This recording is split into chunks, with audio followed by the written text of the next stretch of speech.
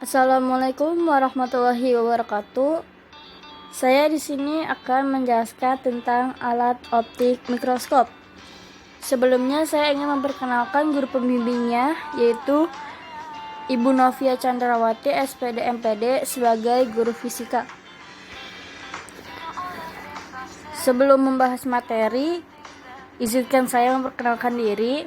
Nama saya Hafizah Fitri Awalia dari kelas 11 MIPA 4. Asal sekolahnya SMA Negeri 5 Kota Tangerang Selatan. Sebelumnya kalian tahu gak sih apa itu alat optik? Alat optik itu merupakan alat yang bekerja berdasarkan prinsip cahaya. Jadi di sini tuh alat optik bekerja dengan adanya cahaya. Terus apa hubungannya dengan mikroskop yang kakak bahas? Yang saya bahas, jadi mikroskop itu adalah alat yang digunakan untuk melihat benda-benda kecil agar tampak jelas dan besar. Mikroskop terdiri atas dua buah lensa cembung. Lensa yang dekat dengan benda yang diamati atau objek disebut lensa objektif. Dan lensa yang dekat dengan pengamat disebut lensa okuler. Mikroskop yang memiliki dua lensa disebut mikroskop cahaya lensa ganda. Karena mikroskop terdiri atas dua lensa positif, maka lensa objektif dibuat lebih kuat daripada lensa okuler. Fokus lensa objektif lebih pendek daripada fokus lensa okuler. Hal ini dimaksudkan agar benda yang diamati kelihatan sangat besar dan mikroskop dapat dibuat lebih praktis atau lebih pendek. Selanjutnya, benda yang akan diamati diletakkan pada sebuah kaca preparat di depan lensa objektif dan benda di ruang 2 lensa objektif. Hal ini menyebabkan bayangan yang terbentuk bersifat nyata terbalik dan diperbesar. Bayangan yang dibentuk lensa objektif merupakan benda bagi lensa okuler. Untuk memperoleh bayangan yang jelas, Anda dapat menggeser lensa okuler dengan memutar tombol pengatur supaya bayangan terlihat terang. Di bawah objek diletakkan sebuah cermin cekung yang berfungsi untuk mengumpulkan cahaya yang diarahkan pada objek.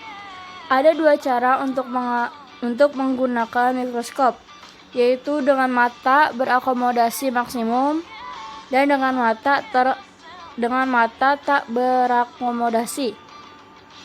Jadi di sini tuh mikroskop cahayanya diatur oleh si cermin cekung ini. Jadi biar terlihat jelas, si cermin cekung itu perlu dimainin sedikit agar dapat cahaya sehingga dapat dengan jelas apa yang dilihat oleh si mikroskop ini.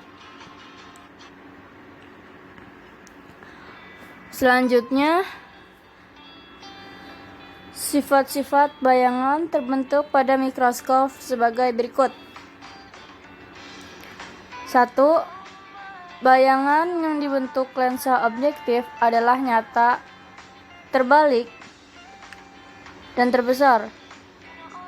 Poin kedua yang berwarna kuning yaitu bayangan yang dibentuk lensa okuler adalah maya, tegak, dan diperbesar.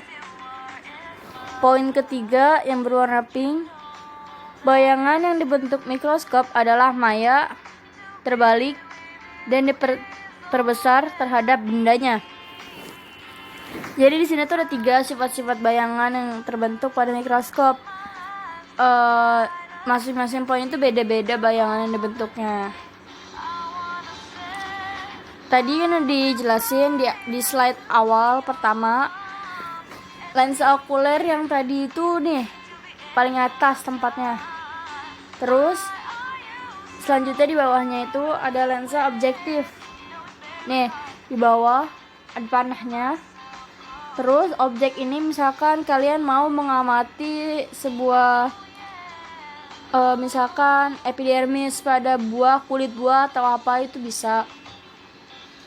Tadi saya bilang ini cermin. Cerminnya ini tuh yang buat mengatur cahaya yang agar memperjelas objek yang diamati. Jadi kalian bisa tuh geser kanan kiri agar cahaya yang dipantulkan dapat terlihat jelas di objek kayak gitu.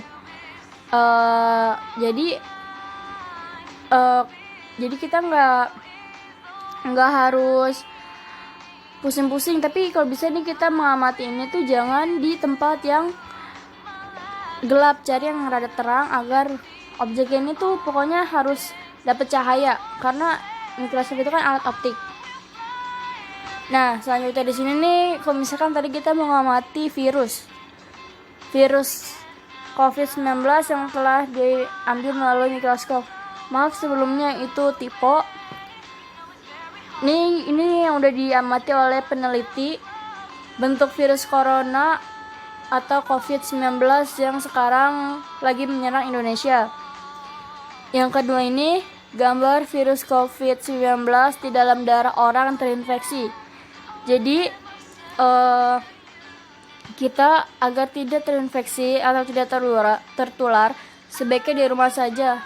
Yang kemana-mana jaga kesehatan, sering cuci tangan, social distancing, selalu melakukan pola hidup sehat. Itu aja mungkin yang dapat saya sampaikan. Semoga kita selalu diberi kesehatan, dijauhkan dari virus tersebut. Terima kasih sudah mendengarkan. Kurang lebihnya mohon maaf. Mudah-mudahan ilmunya dapat terpakai. Jangan lupa like, comment, dan subscribe.